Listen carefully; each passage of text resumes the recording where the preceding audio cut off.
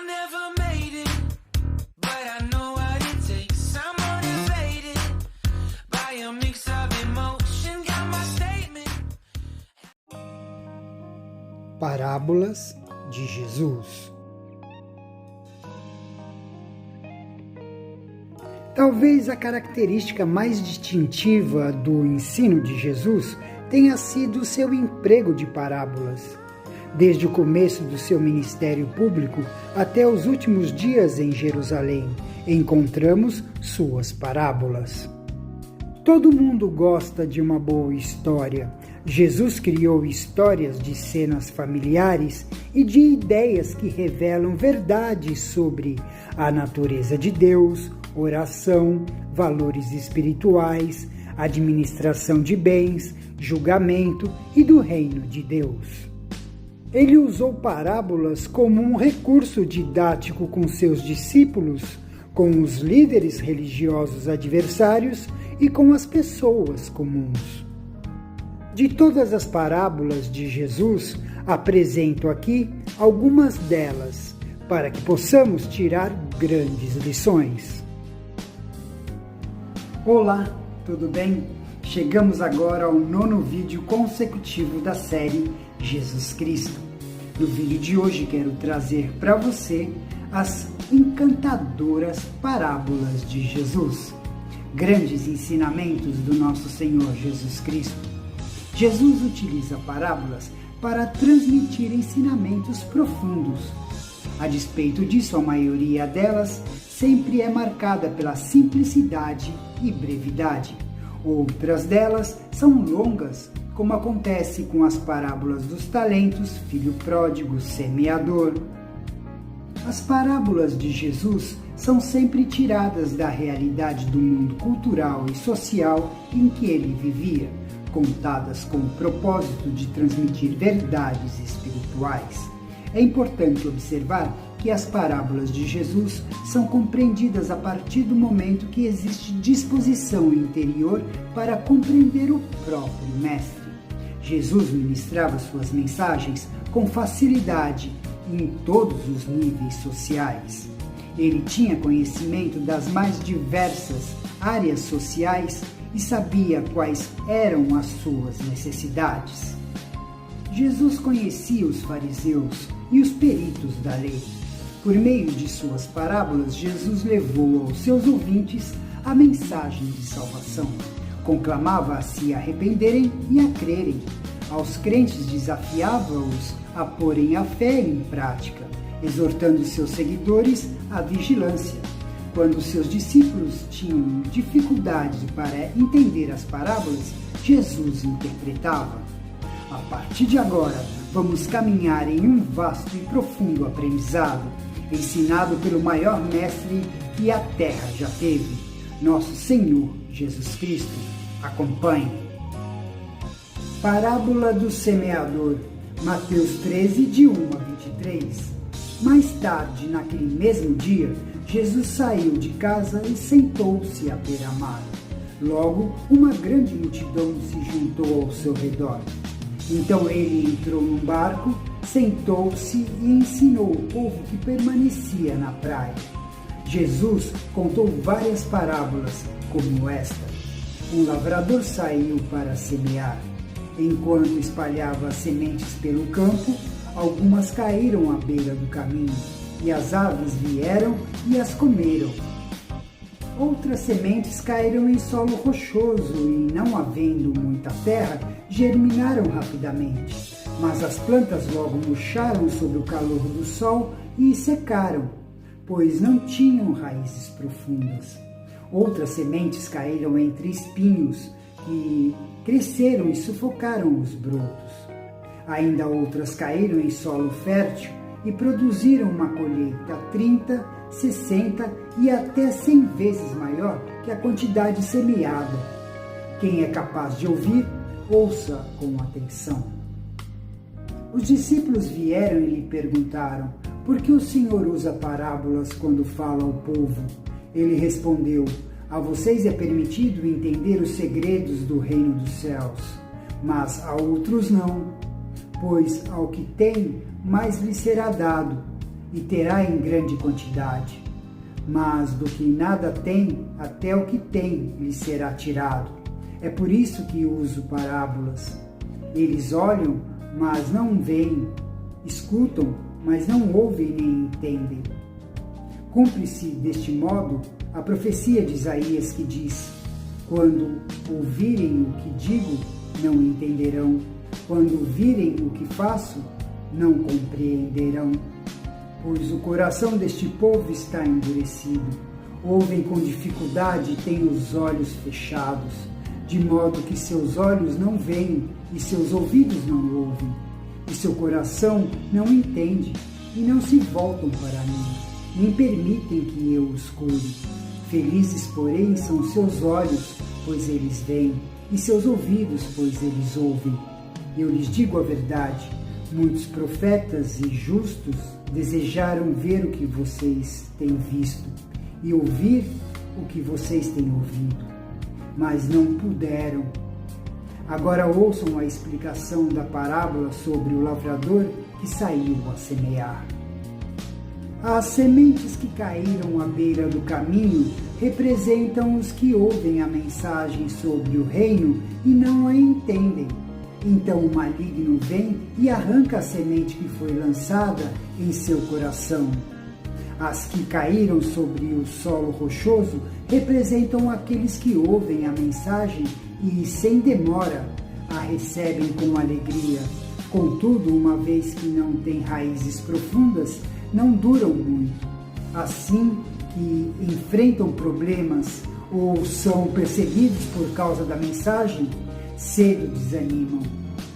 As que caíram entre os espinhos representam outros que ouvem a mensagem, mas logo ela é sufocada pelas preocupações dessa vida e pela sedução da riqueza, de modo que não produzem fruto. E as que caíram em solo fértil representam os que ouvem e entendem a mensagem e produzem uma colheita 30, 60 e até 100 vezes maior que a quantidade semeada. Parábola do trigo e do joio, Mateus 13, de 24 a 30. Esta foi outra parábola que Jesus contou. O reino dos céus é como um agricultor que semeou boas sementes em seu campo. Enquanto os servos dormiam, seu inimigo veio, semeou o joio no meio do trigo e foi embora. Quando a plantação começou a crescer, o joio também cresceu. Os servos do agricultor vieram e disseram: o campo em que o Senhor semeou as boas sementes está cheio de joio. De onde ele veio? Um inimigo fez isso, respondeu o agricultor. Devemos arrancar o joio? Perguntaram os servos. Não, respondeu ele. Se tirarem o joio, pode acontecer de arrancarem também o trigo. Deixem os dois crescerem juntos até a colheita. Então direi aos ceifeiros que separem o joio, amarrem-no em feixes e queimem-no, e depois guardem o trigo no celeiro. Explicação da parábola do trigo e do joio, Mateus 13, de 36 a 43. Em seguida, deixando as multidões do lado de fora, Jesus entrou em casa. Seus discípulos lhe pediram: por favor, explique-nos a história do joio no campo. Jesus respondeu: o Filho do Homem é o agricultor que planta as boas sementes. O campo é o mundo, e as boas sementes são o povo do reino. O joio são as pessoas que pertencem ao maligno, e o inimigo que plantou o joio no meio do trigo é o diabo. A colheita é o fim dos tempos, e os que fazem a colheita são os anjos. Da mesma forma que o joio é separado e queimado no fogo, assim será no fim dos tempos. O Filho do Homem enviará seus anjos, e eles removerão do reino tudo que produz pecado e todos que praticam o mal, e os lançarão numa fornalha ardente, onde haverá choro e ranger de dentes. Então os justos brilharão como o sol no reino de seu Pai. Quem é capaz de ouvir, Ouça com atenção. Parábola da semente de mostarda, Mateus 13, de 31 a 32. Então Jesus contou outra parábola. O reino dos céus é como a semente de mostarda que alguém semeia num campo. É a menor de todas as sementes, mas se torna a maior das hortaliças. Cresce até se transformar em árvore, e vêm as aves e fazem ninho em seus galhos. Parábola do fermento, Mateus 13, 33. Jesus também contou a seguinte parábola. O reino dos céus é como o fermento usado por uma mulher para fazer pão. Embora ela coloque apenas uma pequena quantidade de fermento em 3 medidas de farinha, toda a massa fica fermentada. Parábola do tesouro escondido, Mateus 13, 44. O reino dos céus é como um tesouro escondido que um homem descobriu num campo. Em seu entusiasmo, ele o escondeu novamente, vendeu tudo o que tinha e, com o dinheiro da venda, comprou aquele campo. Parábola da pérola, Mateus 13, de 45 a 46. O reino dos céus também é como um negociante que procura pérolas da melhor qualidade. Quando descobriu uma pérola de grande valor, vendeu tudo o que tinha e, com o dinheiro da venda, comprou a tal pérola. Parábola da rede de pesca, Mateus 13, de 47 a 51. O reino dos céus é ainda como uma rede de pesca que foi lançada ao mar e pegou peixes de todo tipo. Quando a rede estava cheia, os pescadores a arrastaram até a praia, sentaram-se e juntaram os peixes bons em cestos, jogando fora os ruins. Assim será no fim dos tempos. Os anjos virão e separarão os perversos dos justos e os lançarão na fornalha ardente, onde haverá choro e ranger de dentes. Vocês entendem todas essas coisas? Sim, responderam eles. Parábola da ovelha perdida, Mateus 18, de 12 a 14. Se um homem tiver 100 ovelhas e uma delas se perder, o que vocês acham que ele fará? Não deixará as outras 99 nos montes e sairá à procura da perdida? E se a encontrar, eu lhes digo a verdade, ele se alegrará por causa dela mais do que pelas 99 que não se perderam.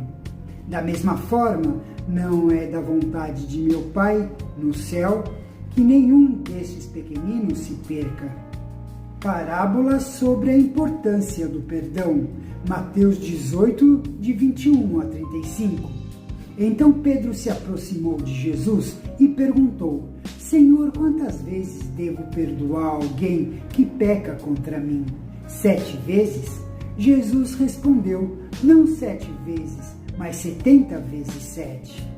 Portanto, o reino dos céus pode ser comparado a um senhor que decidiu pôr em dia as contas com os servos que lhe deviam. No decorrer do processo, trouxeram diante dele um servo que lhe devia 60 milhões de moedas. Uma vez que o homem não tinha como pagar, o Senhor ordenou que ele, sua esposa, seus filhos e todos os seus bens fossem vendidos para quitar a dívida. O homem se curvou diante do Senhor e suplicou: por favor, tenha paciência comigo e eu pagarei tudo. O Senhor teve compaixão dele, soltou-o e perdoou-lhe a dívida. No entanto, quando o servo saiu da presença do Senhor, foi procurar outro servo que trabalhava com ele e que lhe devia 100 moedas de prata. Agarrou-o pelo pescoço e exigiu que ele pagasse de imediato. O servo se curvou diante dele e suplicou: tenha paciência comigo e eu pagarei tudo. O credor, porém, não estava disposto a esperar. Mandou que o homem fosse lançado na prisão até que tivesse pago toda a dívida. Quando outros servos companheiros dele viram isso, ficaram muito tristes. foram ao Senhor e lhe contaram tudo que havia acontecido. Então o Senhor chamou o homem cuja dívida ele havia perdoado e disse: servo mau, eu perdoei sua imensa dívida porque você me implorou. Acaso não devia ter misericórdia de seu companheiro, como tive misericórdia de você? Irado, o Senhor mandou o homem à prisão para ser torturado até que lhe pagasse toda a dívida. Assim também meu Pai Celestial fará com vocês, caso se recusarem a perdoar de coração os seus irmãos. Parábola dos trabalhadores da vinha, Mateus 20, de 1 a 16. Pois o reino dos céus é como o dono de uma propriedade que saiu de manhã cedo a fim de contratar trabalhadores para o seu vinhedo. Combinou de pagar uma moeda de prata por um dia de serviço e os mandou trabalhar. Às 9 da manhã estava passando pela praça e viu ali alguns desocupados. Contratou-os e disse-lhes que no final do dia pagaria o que fosse justo, e eles foram trabalhar no vinhedo. Ao meio-dia e às 3 da tarde fez a mesma coisa. Às 5 da tarde estava outra vez na cidade e viu por ali mais algumas pessoas. Por que vocês não trabalharam hoje? Perguntou ele. Porque ninguém nos contratou, responderam. Então o proprietário disse: vão e trabalhem com os outros no meu vinhedo. Ao entardecer, mandou o capataz chamar os trabalhadores e pagá-los, começando pelos que haviam sido contratados por último. Os que foram contratados às 5 da tarde vieram e receberam uma moeda de prata. Quando chegaram os que foram contratados primeiro, imaginaram que receberiam mais. Contudo, também receberam uma moeda de prata. Ao receber o pagamento, queixaram-se ao proprietário.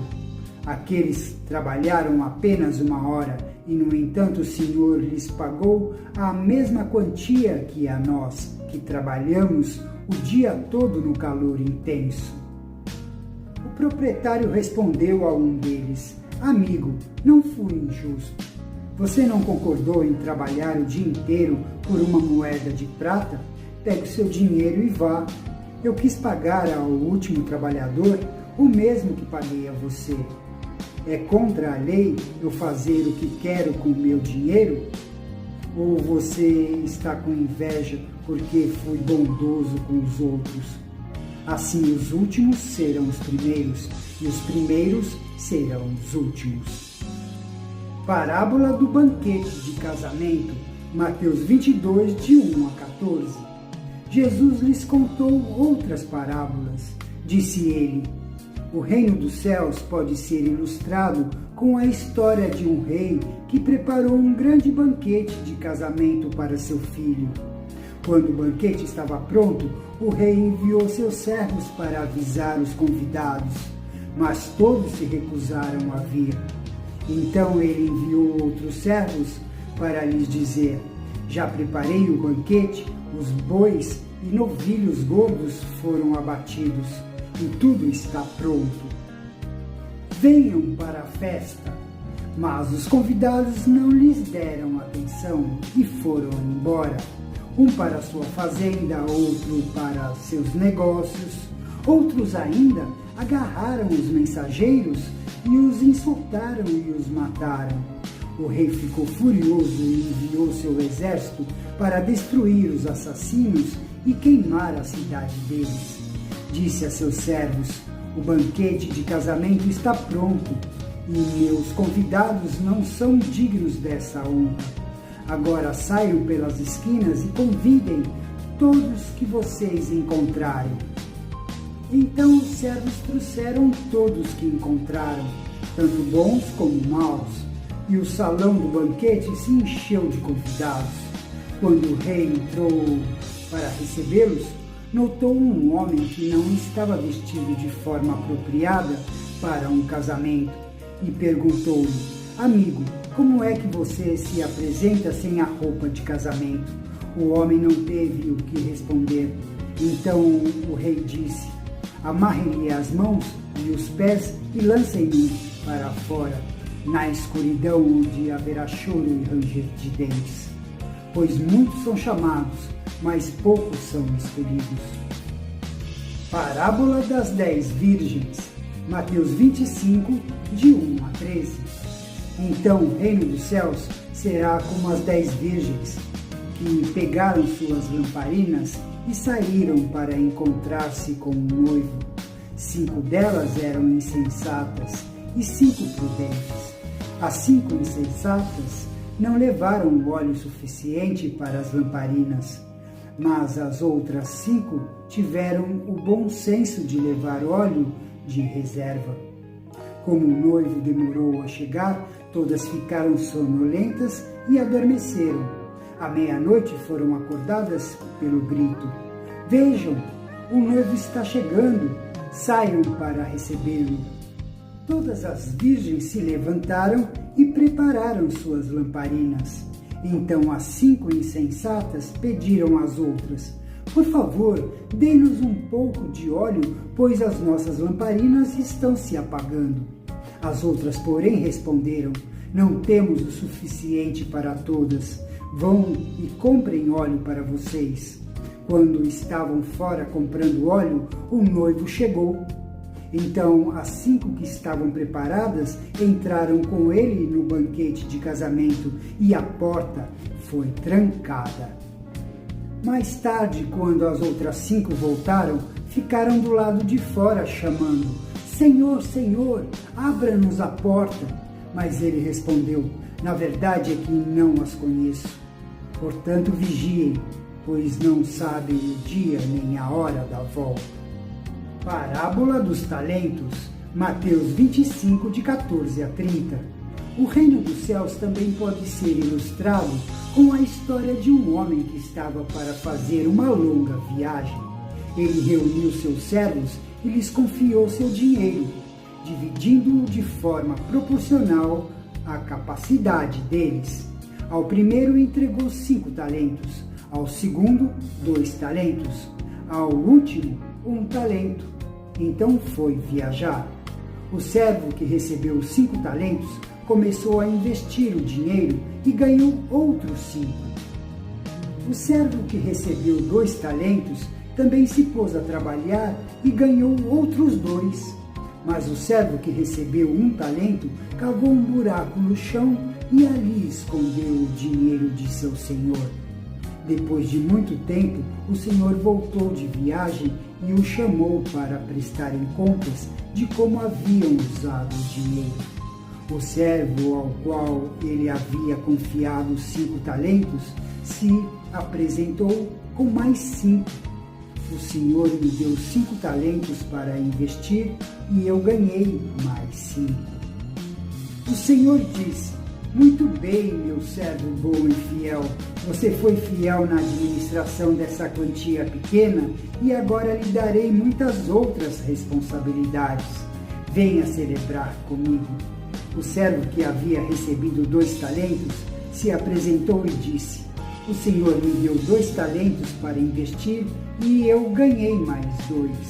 O senhor disse: muito bem, meu servo bom e fiel. Você foi fiel na administração dessa quantia pequena e agora lhe darei muitas outras responsabilidades. Venha celebrar comigo. Por último, o servo que havia recebido 1 talento veio e disse: eu sabia que o senhor é homem severo, que colhe onde não plantou e ajunta onde não semeou. Tive medo de perder seu dinheiro, por isso o escondi na terra. Aqui está ele. O senhor, porém, respondeu: servo mau e preguiçoso, se você sabia que eu colho onde não plantei e ajunto onde não semeei, por que não depositou meu dinheiro? Pelo menos eu teria recebido juros. Em seguida ordenou: tirem o dinheiro deste servo e deem ao que tem 10 talentos, pois ao que tem lhe será dado e terá em grande quantidade, mas do que nada tem, mesmo o que não tem lhe será tomado. Agora lancem esse servo inútil para fora, na escuridão, onde haverá choro e ranger de dentes. Parábola do filho pródigo, Lucas 15, de 11 a 32. Jesus continuou: um homem tinha 2 filhos. O filho mais jovem disse ao pai: quero a minha parte da herança. E o pai dividiu seus bens entre os filhos. Alguns dias depois, o filho mais jovem arrumou suas coisas e se mudou para uma terra distante, onde desperdiçou tudo o que tinha por viver de forma desregrada. Quando seu dinheiro acabou, uma grande fome se espalhou pela terra e ele começou a passar necessidade. Convenceu um fazendeiro da região a empregá-lo, e esse homem o mandou a seus campos para cuidar de porcos. Embora quisesse saciar a fome com as vagens dadas aos porcos, ninguém lhe dava coisa alguma. Quando finalmente caiu em si, disse: até os empregados de meu pai têm comida de sobra, e eu estou aqui morrendo de fome. Vou retornar à casa de meu pai e dizer: Pai, pequei contra o céu e contra o Senhor, e não sou mais digno de ser chamado seu filho. Por favor, trate-me como seu empregado. Então voltou à casa de seu pai. Quando ele ainda estava longe, seu pai o viu. Cheio de compaixão, correu para o filho, o abraçou e o beijou. O filho disse: Pai, pequei contra o céu e contra o Senhor, e não sou mais digno de ser chamado seu filho. O pai, no entanto, disse aos servos: depressa, tragam a melhor roupa da casa e vistam nele. Coloquem-lhe um anel no dedo e sandália nos pés. Matem um novilho gordo. Faremos um banquete e celebraremos, pois este meu filho estava morto e voltou à vida. Estava perdido e foi achado, e começaram a festejar. Enquanto isso, o filho mais velho trabalhava no campo. Na volta para casa, ouviu música e dança, e perguntou a um dos servos o que estava acontecendo. O servo respondeu: seu irmão voltou, e seu pai matou um novilho gordo, pois ele voltou são e salvo. O irmão mais velho se irou e não quis entrar. O pai saiu e insistiu com o filho, mas ele respondeu: todos esses anos tenho trabalhado como um escravo para o Senhor e nunca me recusei a obedecer às suas ordens. E o Senhor nunca me deu nem mesmo um cabrito para eu festejar com os meus amigos. Mas quando esse seu filho volta, depois de desperdiçar o seu dinheiro com prostitutas, o Senhor comemora matando um novilho. O pai lhe respondeu: meu filho, você está sempre comigo, e tudo que eu tenho é seu. Mas tínhamos que comemorar este dia feliz, pois seu irmão estava morto e voltou à vida, estava perdido e foi achado. Parábola da dracma perdida, Lucas 15, de 8 a 10. Ou suponhamos que uma mulher tenha 10 moedas de prata e perca uma. Acaso não acenderá uma lâmpada, varrerá a casa inteira e procurará com cuidado até encontrá-la? E quando a encontrar, reunirá as amigas e vizinhas e dirá: alegrem-se comigo, pois encontrei a minha moeda perdida. Da mesma forma, a alegria na presença dos anjos de Deus quando um único pecador se arrepende. Parábola do administrador astuto, Lucas 16, de 1 a 13. Jesus contou a seguinte história a seus discípulos. Um homem rico tinha um administrador que cuidava de seus negócios. Certo dia, foram lhe contar que esse administrador estava desperdiçando seu dinheiro. Então mandou chamá-lo e disse: o que é isso que ouço a seu respeito? Preste contas de sua administração, pois não pode mais permanecer neste cargo. O administrador pensou consigo: e agora? Meu patrão vai me demitir. Não tenho forças para trabalhar no campo e sou orgulhoso demais para mendigar. Já sei como garantir que as pessoas me recebam em suas casas quando eu for despedido. Então ele convocou todos que deviam dinheiro a seu patrão. Perguntou ao primeiro: quanto você deve ao meu patrão? O homem respondeu: devo 100 tonéis de azeite. Então o administrador lhe disse: pegue depressa sua conta e mude para 50 tonéis. E quanto você deve ao meu patrão? Perguntou o segundo. Devo 100 cestos grandes de trigo, respondeu ele. O administrador disse: tome sua conta e mude para 80 cestos. O patrão elogiou o administrador desonesto por sua astúcia. E é verdade que os filhos deste mundo são mais astutos ao lidar com o mundo ao redor que os filhos da luz. Esta é a lição. Usem da riqueza deste mundo para fazer amigos. Assim, quando suas posses se extinguirem, eles os receberão no lar eterno. Se forem fiéis nas pequenas coisas, também o serão nas grandes. Mas se forem desonestos nas pequenas coisas, também o serão nas maiores. E se vocês não são confiáveis ao lidar com a riqueza injusta deste mundo, quem lhes confiará a verdadeira riqueza? E se não são fiéis com os bens dos outros, por que alguém lhes confiaria o que é de vocês?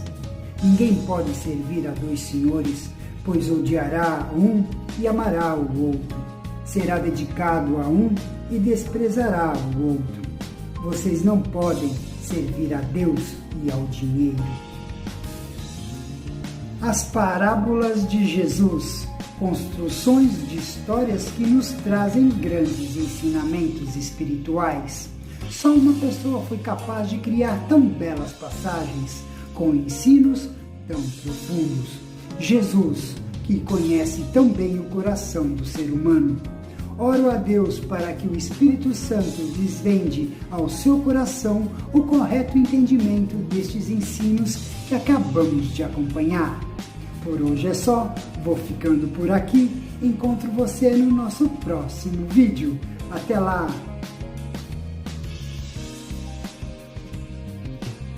Estudos contemporâneos da Bíblia insistem que os estudiosos que procuram a mensagem de Jesus em suas parábolas precisam entender o contexto da história.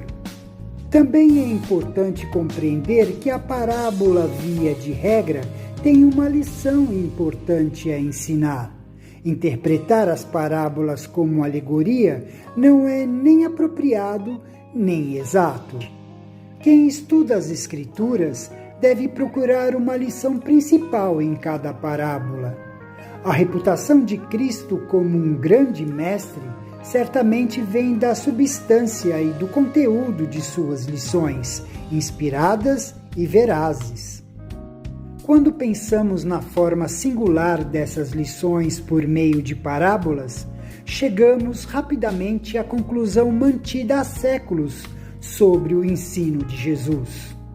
Estavam as multidões maravilhadas da sua doutrina, porque ele as ensinava como quem tem autoridade. Jesus, único e suficiente Salvador.